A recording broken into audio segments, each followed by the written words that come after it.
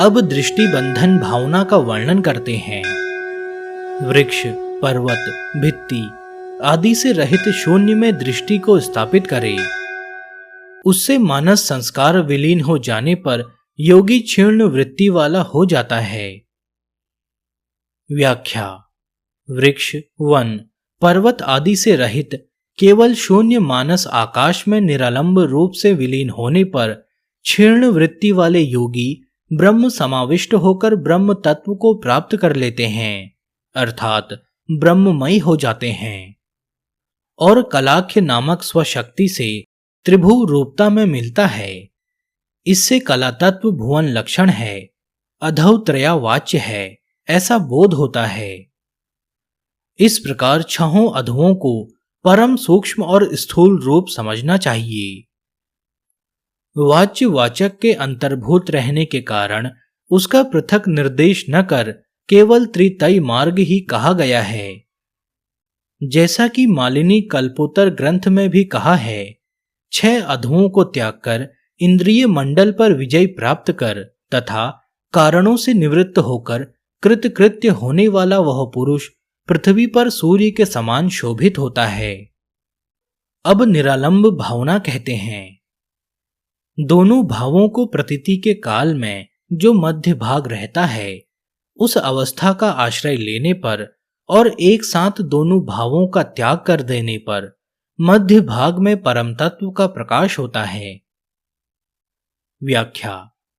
अभिप्राय यह है कि यह घट है, यह पट है इत्यादि अनेक प्रकार की ज्ञातव्य वस्तुओं के समुदाय का सार समझकर यह ज्ञाता है, यह ज्ञान है, यह ज्ञेय है, ऐसी कल्पना करके ज्ञाता और ज्ञेय भाव का त्याग कर ज्ञान रूप एक भाव में, जो कि शून्य रूप है, भाव त्याग लक्षणा से चित्त की एकाग्र वृत्ति करके मनुष्य शिव स्वरूप बन जाता है।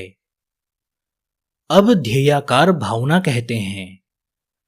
अदृष्ट पदार्थ में निरुद्ध चित्त दूसरे पदार्थ में नहीं जाएगा और चित्त में भावांतर में नहीं जाने पर उस मध्यस्थ भाव से उत्कृष्ट भावना की अभिव्यक्ति होती है। व्याख्या।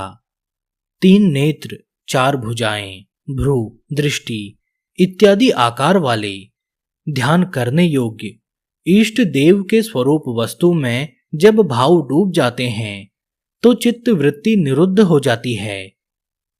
अभ्यास के चातुर्य से अत्यंत निरुद्ध चित्त वृत्ति पुनः भावांतर में नहीं जाती।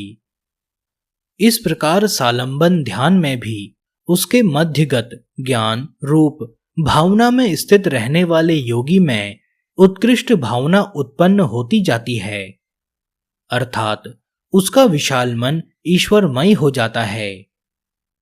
योग शास्त्र के अनुसार जिस समय ध्याता और ध्यान का त्याग कर ध्येय मात्र ही क्रम से जिसकी दृष्टि के सामने रहता है, उस साधक का चित्त निर्वातस्थ दीप शिखा के समान निश्चल होता है।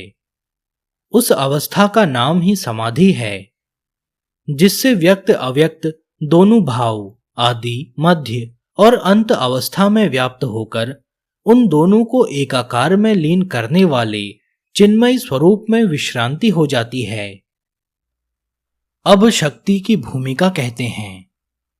संपूर्ण शरीर अथवा जगत को चिन्मय विचारते हुए एक साथ निर्विकल्प मन से भी परम तत्व का उदय होता है।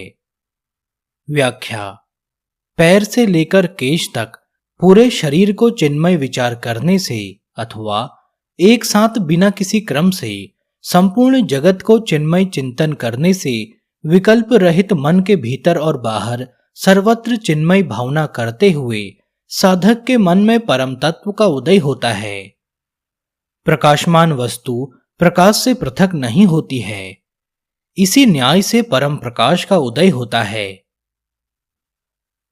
भीतर और बाहर अर्थात हृदय और द्वादशांत में 2 वायु प्राण तथा अपान संघट्ट होने से योगी समत्व विज्ञान के आविर्भाव का पात्र बनता है। व्याख्या। अभिप्राय यह है कि अंतः अर्थात हृदय चक्र में, बहिर अर्थात द्वादशांत चक्र में, अंततः अर्थात प्रवेश और निर्गमन करता हुआ अंत में प्राण और अपान के संघर्ष से अनुलिखित लिखने में न आए ऐसी अवस्था का भेदन करता हुआ शून्य तुल्य निर्गम और प्रवेश का ध्यान करने से योगी के हृदय में समत्व का उदय होता है। इस संपूर्ण जगत अथवा अपने शरीर को आत्मानंद से परिपूर्ण है, ऐसा युगपद धारणा से उत्पन्न होने वाले आत्म अमृत से साधक परमानंदमय हो जाता है। व्याख्या: संपूर्ण जगत को तथा स्व शरीर को भी स्व आत्मा आनंद चिन्मय अमृत से परिपूर्ण सच्चिदानंद घन के रूप में ध्यान करते हुए समूह आलंबन भावना से चिंतन करते हुए योगी परमानंदमय हो जाते हैं। जैसा कि वाजस्नेय ब्राह्मण में लिखा हुआ है, यह आत्मा पूर्ण है, यह जगत भी पूर्ण है और पूर्ण से ही पूर्ण की व्याख्या की जाती है तथा पूर्ण में से पूर्ण को लेने पर पूर्ण ही शेष रहता है। यहां पर संपूर्ण जगत चिद स्वरूप है, ऐसी भावना करने से पूरा शरीर चिन्मय स्वरूप है, यह भी अन्यत्र कहा गया है।